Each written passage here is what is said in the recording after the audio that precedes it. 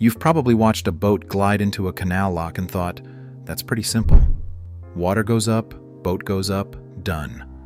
But what if you knew the gate holding that water back had 50,000 tons pressing against it? No pumps, no motors, no electricity, just gravity, wood, and geometry doing all the work. A single person could operate the whole thing by hand. That doesn't sound right, but it is. The engineering hiding inside a canal lock is older than most countries and still used today. And the way it actually works is a lot more clever than it looks. Here's the thing most people never stop to think about. Rivers and canals aren't flat. Water sits at different elevations depending on the terrain, and a boat can't climb a hill. That sounds obvious, but it was a massive problem for centuries. Before locks existed, if your trade route hit a change in water level, you were stuck.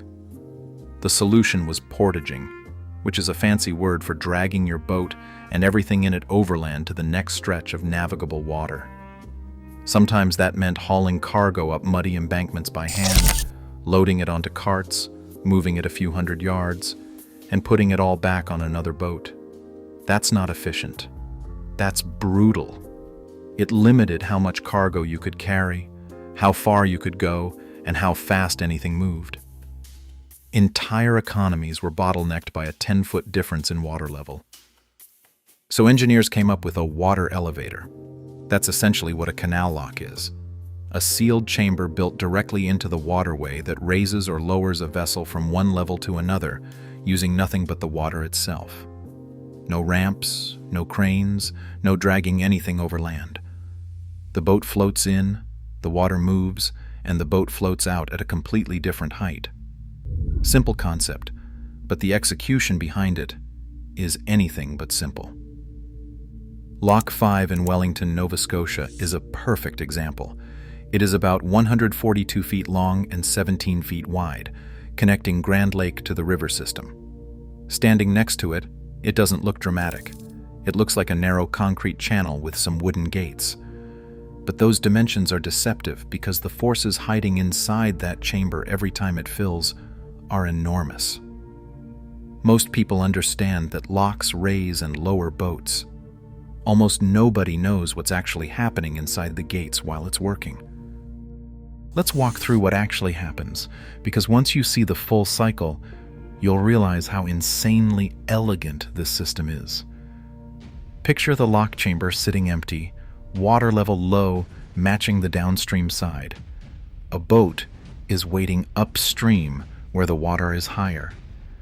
Right now, there's a gate between them, and on the other side of that gate, the water is several feet higher than what's inside the chamber. The boat can't just push through. The pressure difference would be like trying to open a car door at the bottom of a swimming pool. So here's what the lock keeper does. Built into the upper gate are small openings called sluices, basically underwater doors that slide open. The keeper cranks them open, and water starts rushing through into the chamber. Not all at once, not violently, just a controlled pour, like filling a bathtub from the bottom. Gravity does everything. The water from the high side flows downhill into the chamber because that's what water does. It finds its own level. No pumps, no motors, no electricity, just physics doing exactly what physics has always done. The chamber fills until the water inside matches the level on the upstream side. Now both sides of the gate are equal. The pressure balances out, and the gate can swing open easily. The boat glides in, the gate closes behind it, and the sluices on the upper gate shut tight. The boat is now sitting inside a sealed box of water with nowhere to go. Then comes the drop. The sluices on the lower gate open, and the water in the chamber starts draining out toward the downstream side. The level falls slowly, and the boat sinks with it, gently lowering like an elevator. When the water matches the downstream level, the lower gate opens, and the boat continues on its way. The whole cycle moves thousands of tons of water without a single machine. Every drop driven by nothing but gravity. Sounds elegant, but the forces involved are enormous, and the gates have to survive them every single cycle. This is the part that doesn't make sense until you actually think about it. That gate holding back thousands of tons of water looks like it should be some massive reinforced wall, something bolted, braced, and overbuilt to handle the pressure. But most traditional canal lock gates are made of wood. Thick oak timbers held together with iron fittings. That's it. Wood and metal standing between a boat and a wall of water that would crush a car if it broke through. So how does that work? The answer is geometry.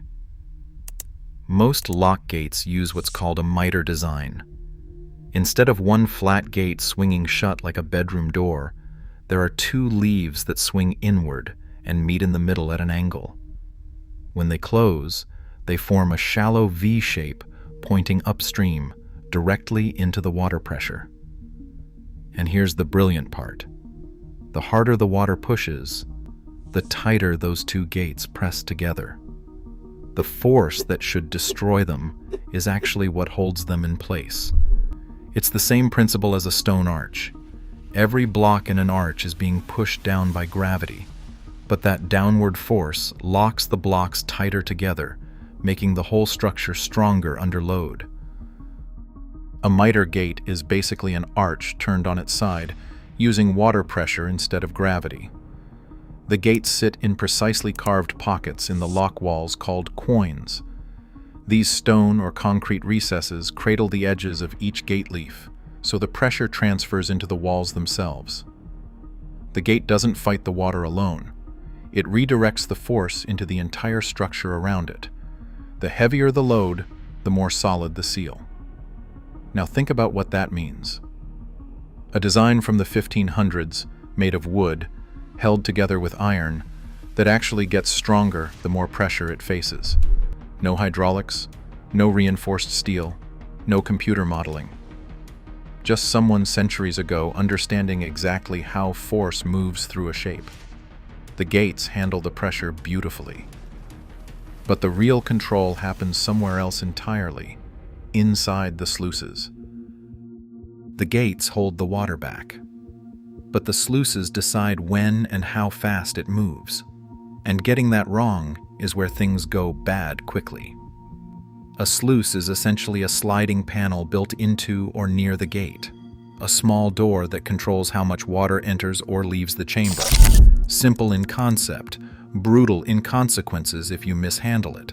Open a sluice too fast and you get a surge. Thousands of tons of water rush into the chamber like someone kicked open a fire hydrant the size of a garage door. That kind of force slams a boat sideways into the lock walls, snaps mooring lines, and can swamp smaller vessels in seconds. People have died from exactly this. Open it too slowly and you're wasting time with boats lined up waiting their turn, and on a busy canal, that bottleneck ripples for miles. The lockkeeper had to find the sweet spot every single time. A controlled pour, fast enough to be efficient, slow enough to keep the boat safe. And here's what makes it harder. When water enters the chamber through a sluice, it doesn't just rise calmly like a bathtub. It creates violent turbulence. Jets of water shoot through the opening and churn the chamber into a washing machine. The boat inside is getting pushed, pulled, and rocked by currents that are invisible from above, but powerful enough to throw a person off their feet on deck. Smaller locks like Lock 5 managed this with careful timing and experienced hands. But larger modern locks couldn't rely on that alone. Engineers solved the turbulence problem by moving the water inlet away from the gates entirely. They built culverts, tunnels running through the lock walls and floor that distribute water evenly across the entire chamber from below. Same gravity, same physics, but the delivery system got a complete redesign. All of this, though, was still controlled by one person. Here's the part that really puts it in perspective. Everything you just heard about, the thousands of tons of water, the pressure that seals the gates, the turbulence that can wreck a boat, all of it was managed by one person standing on the side of the canal turning a handle. The lock keeper lived on site, usually in a small cottage built right next to the lock. This wasn't a shift job. It was a life. When a boat showed up at 3 in the morning, you got up and worked the lock. When a storm jammed logs and debris into the gates, you climbed down and cleared it by hand. When the mechanism seized up in January because everything was frozen solid, you figured it out because nobody else was coming. To open and close the gates, the keeper used balance beams, long wooden arms bolted to the top of each gate leaf. You leaned your full body weight into them and pushed. These weren't light swings. The gates were waterlogged oak, heavy iron hardware, sometimes decades old and stiff from wear. Then you walked to the sluice mechanism, a hand crank, or a rack and pinion gear, and wound it open at exactly the right speed. Too fast, the boat gets slammed. Too slow, the captain starts yelling. And you did this dozens of times a day. Every vessel that came through needed a full cycle. Fill, open, enter, close, drain, open, exit. Multiply that by a busy trading season, and you're moving tens of thousands of tons of water daily, all by hand, all by yourself. One person, no machinery, no backup, controlling forces that could flatten anything in the chamber if something went wrong. This system ran for centuries, and the wildest part is that the physics haven't changed. The same principles that powered Lock 5 in Nova Scotia still drive the largest locks on Earth today. Lock 5 is 142 feet long and 17 feet wide. The Panama Canal's Neo-Panamax locks are over 1,400 feet long and 180 feet wide. That's 10 times the length and 10 times the width. Ships carrying 14,000 containers pass through them daily. But strip away the size, the hydraulics, the electric motors, and the computer controls, and the core principle is identical. Gravity fills the chamber. Water finds its own level. Gates seal tighter under pressure. The same physics a lock keeper in Nova Scotia used by hand now moves the backbone of global trade. But scale created new problems the old designs never faced.